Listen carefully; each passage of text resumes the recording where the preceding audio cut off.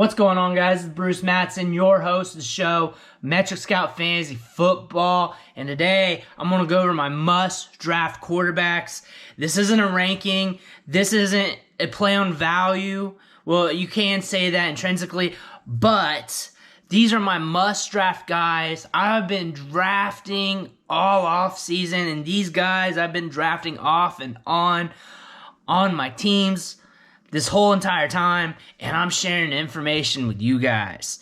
I am using ADP from Underdog Fantasy, the best ball platform in the World Wide Web right now. If you want to sign up for Underdog Fantasy, join in on some drafts, click the link in the description, use the code METRICSCOUT at checkout, and then deposit $10 or more, and they'll give you $25 to play with. Jump in any leagues you want, and you're good to go. But let's get this thing started and talk about the quarterbacks that I've been drafting.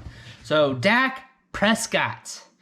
As you know, I've been all over Cowboys, mainly because this offense is set to bomb it out. And Dak has been the main focus of why I've been all over these Cowboys this offseason. He's being drafted at QB5 with a 58.4 average draft position on Underdog Fantasy.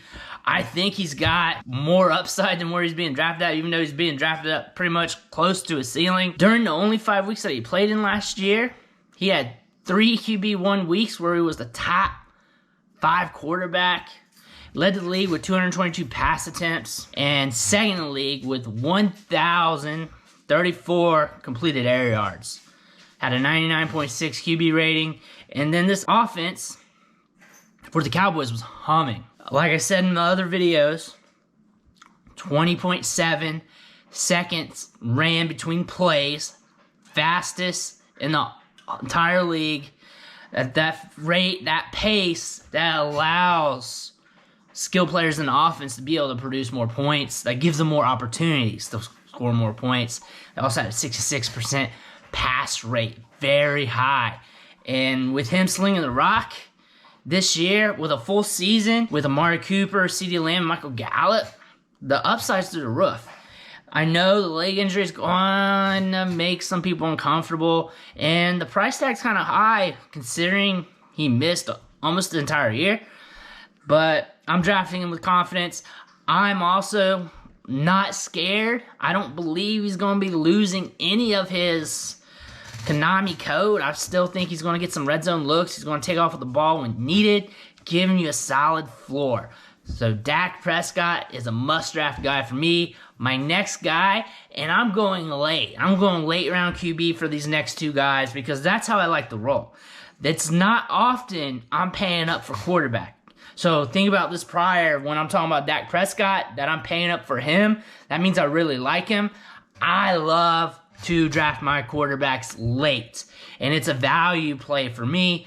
If I have a QB2 that I can use off and on and have little sunk cost to buying him, and I can just drop him off the waiver wire and pick up another guy that has a good matchup for the week, then that's good for me.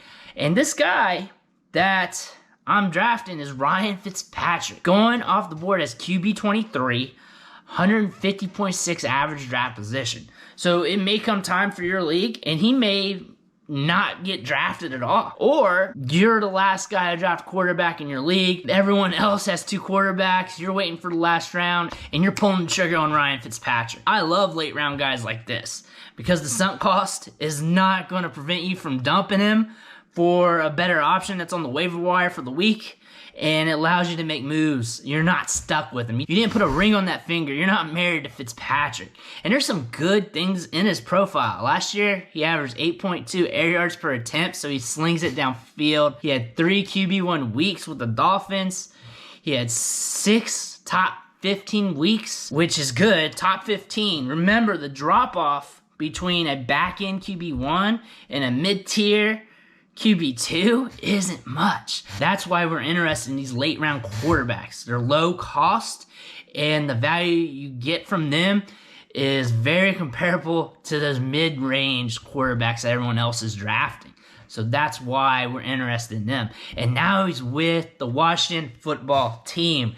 And this team, may not be high-powered, but it might be because they are loaded with speed. Terry McLaurin, 4.3 guy. Curtis Samuel, 4.3 guy. Antonio Gibson, 4.3 guy. Dommy Brown, not a 4.3 guy, but a field stretcher none the least. And Logan Thomas, size adjusted speed score for days at the tight end position.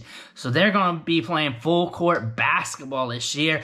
And Ryan Fitzpatrick likes to sling the rock, and he has a history of producing wide receiver ones in his career, and he's able to pump up his wide receiver twos, and I like him for that standpoint. I like that he can stand tall in the pocket and sling the ball downfield. A lot of air yards per attempt. Those usually add up the fantasy points if they're converted, and if not, if it doesn't work out, I'm just dumping him on the waiver wire and picking up the next guy, and I'm playing the matchups. That's what I like about Ryan Fitzpatrick. Cheap guy that I can dump if it's not going well. Another cheap guy that I'm interested in is Daniel Jones. ADP of 166, QB 25, and I think this is a very cheap price to pay for him. First off, Saquon Barkley's going to be back. They use him heavily in the passing game, and he's a monster with yards after the catch. So those check downs that he's delivering to Barkley will add up the points for Daniel Jones. Also, they added Kenny Gallaudet. Kenny Gallaudet is a big deal for this offense. We can't look at last year's stats to really make a comparison for how he will interact with Gallaudet due to how injured, how in flux the wide receiver core was in 2020. But if you go back to 2019, in 13 games, he accumulated 3,679 air yards. This means Daniel Jones wants to push the ball downfield. Another reason why I like Daniel Jones, during the course of his career, the 2 seasons that he's played in, he's averaged 2.7 fantasy points per game from his rushing attempts. In 2020, it was 3 fantasy points per game, so the rushing production's there. He can take off with it and get you a little bit of change with his rushing production that elevates his floor and makes him a little bit safer asset. But when you're drafting him at QB 25, there's no risk. He's free. He's free. If it's not working out, he can break his leg in half. No loss. You pick up the next guy and you roll with it. If it's not working out, you go with the next quarterback. If he's just QB 16, he's only a little bit off from the QB 12. So you're not too far off from that, and you paid a lot less. That's why we're interested in these cheap quarterbacks. And I like to go cheap with the quarterbacks. I like to shop the $5 bargain bin. Those are my must-draft quarterbacks for right now here in May. I want to thank you for watching the show. If you liked what you saw today, make sure you hit that subscribe button on the way out. Ring the bell, tell your homies, and I'll catch you next time.